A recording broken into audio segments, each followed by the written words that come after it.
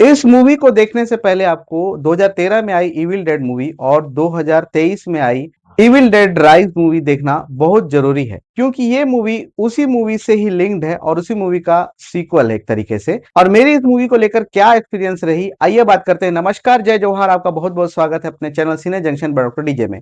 तो थिएटर्स में लग गई है इविल डेड बर्न और हमारे नजदीकी थिएटर में इसका शो ही गजब टाइमिंग में है, जो कि रात के 9:30 बजे है और रात के 12 बजे छूटता है। अब समझ ही लो, एक हॉरर मूवी है ये।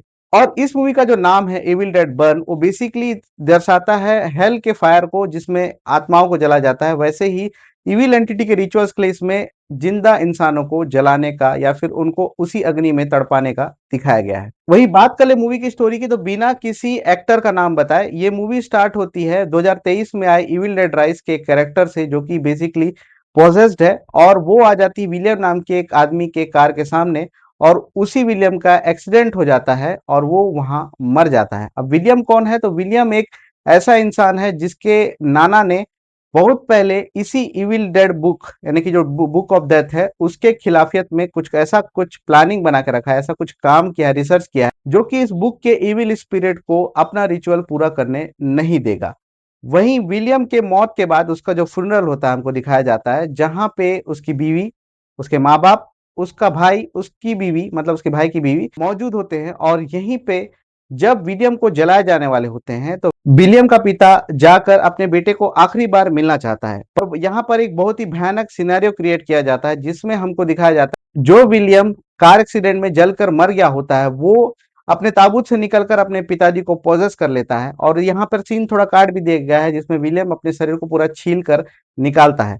और यहीं से इस पूरे परिवार के ऊपर शैतानी जो साया है, या फिर बोलना चाहिए कि जो शैतानी आतंक है, वो अब शुरू हो जाता है। क्योंकि एडगर, जो कि विलियम का बाप है, वो अब पोजेस होके अपने पूरे परिवार को मारना चाहता है। और वो जो शैतानी आत्मा उसके अंदर है, उसी परिवार के बीच कुछ है जिसको निकालना चाहती है। और सही बताऊं, कैसे एक साइकोलॉजिकल हॉरर सिनेरियो क्रिएट किया जाता है, ये ली क्रॉनिन से अच्छा कोई आपको नहीं दिखा सकता, ऐसा मुझे लगने लगा है ली क्रॉन्स की मूवी देखकर। वहीं इस मूवी की कहानी जब आगे बढ़ती है, तो इसमें इतने सारे सीन दिखाए जाते हैं, जिसकी हम बात कर ले तो गाड़ी के दरवाजे, मैंने कार के दरवाजे से किसी का हाथ कट जाना, कार का जो हेडरेस्ट होता है वो किसी के खोपड़ी में घुस जाना, एक इंसान का अपने चेहरे में बंदूक रखकर 3 बार चलाना और फिर भी जिंदा रहना। मतलब आप समझ जाओ, जितनी भी चीजें आपके घर के किचन या आपके घर के, मतलब समझ जाओ जितनी भी चीजें आपके घर में होती है जिससे आप कटने या लगने से डरते हैं, वो किसी के कान में घुस रहा है, किसी का उससे गला कट जा रहा है, किसी का उससे पैर कट जा रहा है। ये सारा कुछ स्लॉटर हॉरर मूवी इस मूवी में दिखाया गया है, जो कि देखने में बहुत ग्रॉस और चिलिंग लगता है। और सही बताऊं तो इस मूवी की शुरुआत ही ऐसे सीन्स के साथ होती है। अब मुझे लगा था कि ली क्रॉनिन्स बार बार ऐसी मूवी बनाते हैं, बट सही बताऊं, ये हॉरर का एक नया जॉनरा क्रिएट कर रहे हैं, जिसमें जंप स्केयर तो है पर आप उसको कम नोटिफाई करेंगे, लेकिन जितने ग्रॉस और स्लॉटर सीन है आप उसको ज्यादा नोटिफाई करेंगे। वहीं इस मूवी का एक प्लॉट ट्विस्ट भी है कि इस मूवी में एक ऐसा कैनेडियन डैगर है, जिसको अगर किसी भी इविल पोजेस्ड बॉडी में घुसा दिया जाए, तो वो आत्मा उस शरीर को छोड़ देती है, और वो जो रिचुअल है जो इविल डेड किताब के हिसाब से, वो होना रुक जाता है। और यही इस मूवी का बहुत बड़ा प्लॉट ट्विस्ट है। मुझे लगा था कि इसके बारे में पहले किसी भी इविल डेड मूवी में बात नहीं किया गया, लेकिन 90s में आई एक इविल डेड 2 मूवी में इसके ऊपर ऑलरेडी बात हो चुकी है।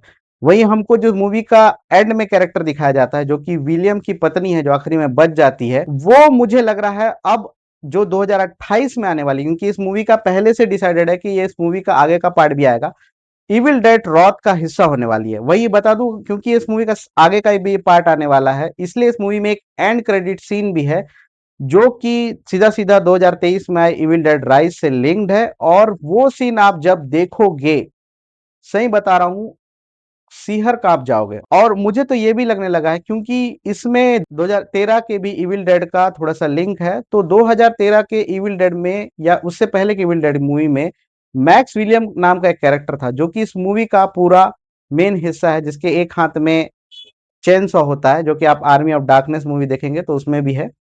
वो हो सकता है अब एक डार्क कैरेक्टर के साथ इविल डेड रॉथ में हमको दिखाई दे। बाकी किसी भी मूवी के बारे में मैं हमेशा कहता हूं कि आपको देखना है देखो, नहीं देखना है देखो, बट इस मूवी के बारे में मैं एक सिंपल सा चैलेंज दे सकता हूं कि आप हर सीन को दोनों आंख खोल के देखना। इतने ज्यादा ग्रॉस हॉरर सीन है कि आपको बिलीव ही नहीं होगा और रुकेगा भी नहीं। इवन इफ वन टेक में भी वो स्लॉटर हॉरर सीन दिखाया गया है। तो फिर ऐसे ही हॉरर मूवी के रिव्यूज के लिए मेरे साथ बने रहिए, जिसको मैं रिव्यू करने के साथ साथ एक्सप्लेन भी करूंगा। और मेरे चैनल को लाइक और सब्सक्राइब कर लीजिए।